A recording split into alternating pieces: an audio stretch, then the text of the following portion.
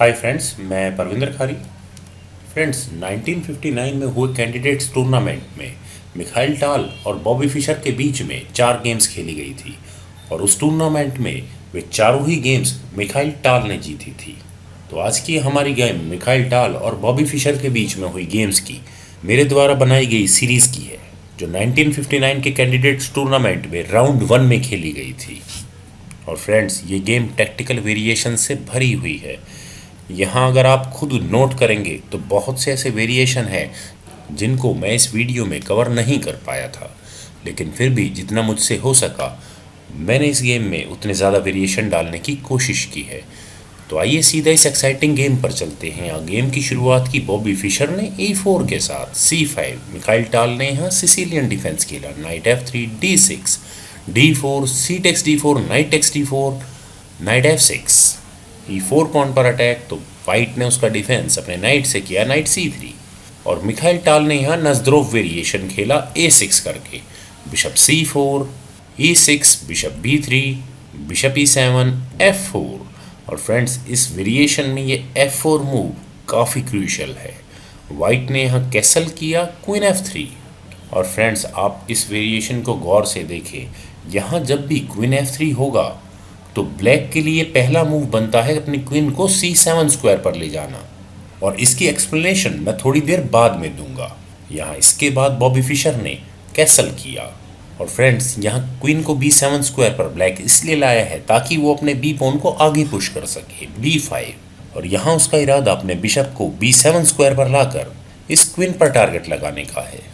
Friends, अभी मैंने थोड़ी देर पहले कहा था कि अगर इस वेरिएशन में वाइट अपने क्वीन को F3 स्क्वायर पर लाता है तो ब्लैक के लिए कंपलसरी हो जाता है अपनी क्वीन को C7 स्क्वायर पर लाना, क्योंकि यहाँ से अगर ये क्वीन C7 स्क्वायर पर ना आई होती तो ब्लैक के पास मौका था E5 करने का, डिस्कवर्ड अटैक ऑन रुक।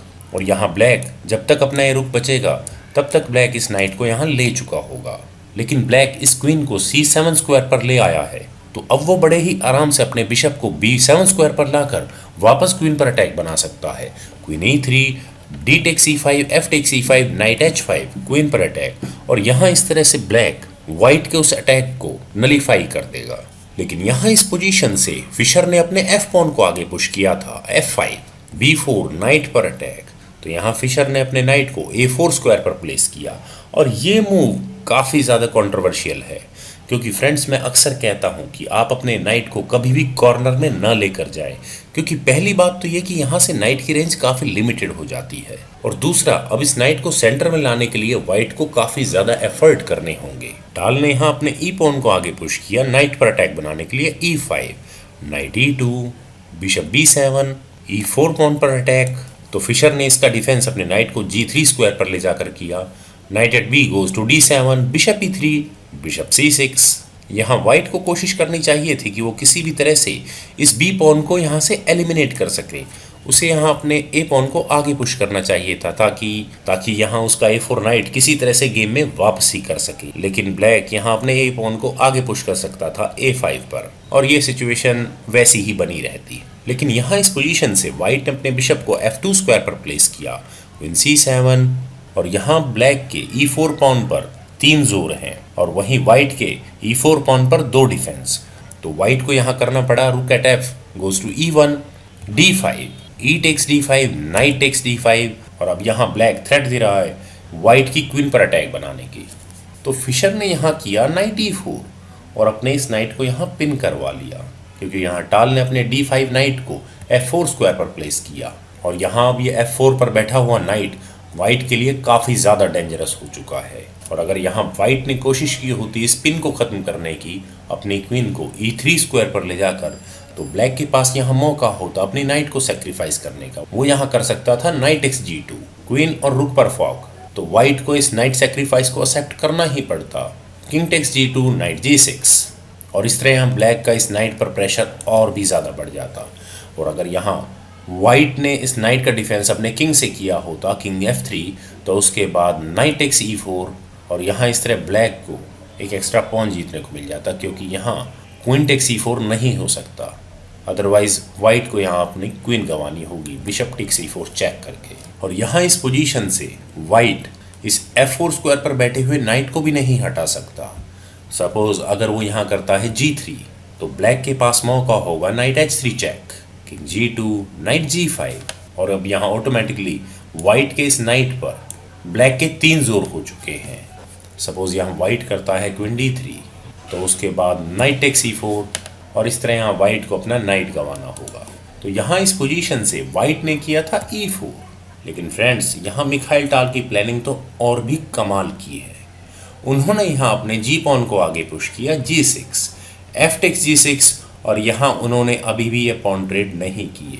उन्होंने यहाँ E4 नाइट के पिन का फायदा उठाया F5 करके नाइट पर अटैक। और अब यहाँ वाइट के सामने क्वेश्चन है कि वो इस नाइट को किस तरह से बचाए। लेकिन फ्रेंड्स फिशर भी इस गेम के मास्टर हैं। उन्होंने यहाँ किया G7, किंग टेक्स G7, और उसके बाद यहाँ फिशर ने पहले चेक दी अपनी क्वीन से, queen G3 check, king H8, और उसके बाद अपने नाइट को बचाया C5 स्क्वायर पर क्वीन पर अटैक। और अब यहाँ ब्लैक के सामने क्वेश्चन है कि वो इस नाइट को बिशप से ले या अपने नाइट से। लेकिन दोनों ही सूरतों में ब्लैक यहाँ बहुत ज़्यादा फायदे में रहने वाला है। अगर यहाँ ब्लैक ने किया होता बिशप टेक्स C5, तो उसके बाद night takes C5, night takes C5, रूक टेक्स C5, और अब यहाँ ब्लैक थ्रेट देगा इस G2 पॉन को लेने की, और उसके बाद उसका ये रूक G8 स्क्वायर पर आकर क्वीन को पिन करने के लिए तैयार है। लेकिन यहाँ मिखाइल टाल ने और भी ज़्यादा क्रिएटिव मूव चला। उसने यहाँ इस नाइट को नाइट से लिया, knight takes C5, bishop takes C5, bishop takes C5 check, knight takes C5, queen पर अटैक, क्वीन C7। ब्लैक ने इस E5 पॉन पर भी डिफेंस किया, तो फिशर ने यहाँ इस E5 पॉन पर प्रेशर बढ़ाया क्वीन E3 से, रुक E8, E5 पॉन पर डिफेंस। और फ्रेंड्स यहाँ वाइट की सबसे बड़ी प्रॉब्लम इस G2 पॉन के डिफेंस की है, क्योंकि ब्लैक का रुक थोड़ी ही देर में G8 स्क्वायर पर आकर उसके किंग पर टारगेट लगाने वाला है। और वाइट यहाँ इस नाइट को F4 स्क्वायर से हटा भी नहीं सकता। अगर वो यहाँ करता है G3, तो उसके बाद night H3 check, king F1, और वाइट के पास यहाँ मौका होगा F4 करने का, G takes F4, knight takes F4, और नाइट के F4 स्क्वायर पर आने के बाद ब्लैक की तैयारी एक डिस्कवर्ड चेक देने की है। और अब यहाँ उसके पीसेस ज़्यादा मूव नहीं कर सकते, उसे अपने दूसरे रुक को D1 स्क्वायर पर लाना होगा। लेकिन उसके बाद क्वीन C7, चेकमेट की थ्रेट, तो उसका डिफेंस रुक D2, क्वीन G4, और इस तरह यहाँ वाइट आउट ऑफ मूव्स हो जाएगा। उसके पास अपने इस नाइट को मूव करने के अलावा कोई ज़्यादा खास ऑप्शंस नहीं है। वो यहाँ अपने नाइट को D3 स्क्वायर पर ले जा सकता है, लेकिन उसके बाद नाइट E2 चेक, और इस चेक का डिफेंस वाइट यहाँ सिर्फ अपनी क्वीन से कर सकता है, क्वीन F2, लेकिन उसके बाद bishop G2 check, and mate. तो यहाँ इन सब कैलकुलेशंस के बाद फिशर ने डिसाइड किया कि वो थोड़ा बहुत मटेरियल लॉस यहाँ अफोर्ड कर लेगा।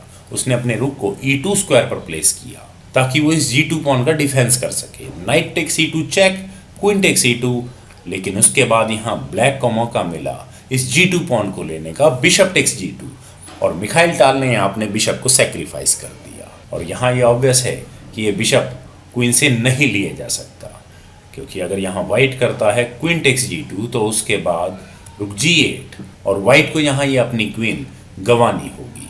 और अगर यहाँ वाइट ने बिशप किंग से लिया, तो उसके बाद ब्लैक कर सकता है क्वीन टेक्स C5। तो इसीलिए यहाँ पहले फिशर ने किया नाइट टेक्स E6, क्वीन पर attack, queen A7 check, king takes G2, rook G8 check. और अब यहाँ फिशर अपने किंग को सिर्फ 2 ही स्क्वायर पर प्लेस कर सकते हैं, या तो H3 स्क्वायर पर या फिर F3 स्क्वायर पर। अगर यहाँ फिशर ने किया होता किंग F3, तो उसके बाद E4 check, king F4, queen B6, और अब यहाँ ब्लैक थ्रेट दे रहा है H6 स्क्वायर पर जाकर किंग को चेक देने की। और यहाँ अब इस चेक का डिफेंस वाइट के पास कुछ भी नहीं होगा। वो यहाँ कोई भी आर्बिट्रेरी मूव चल सकता है, सपोज H3, तो उसके बाद queen H6 check, king takes F5, queen G5 check, and met.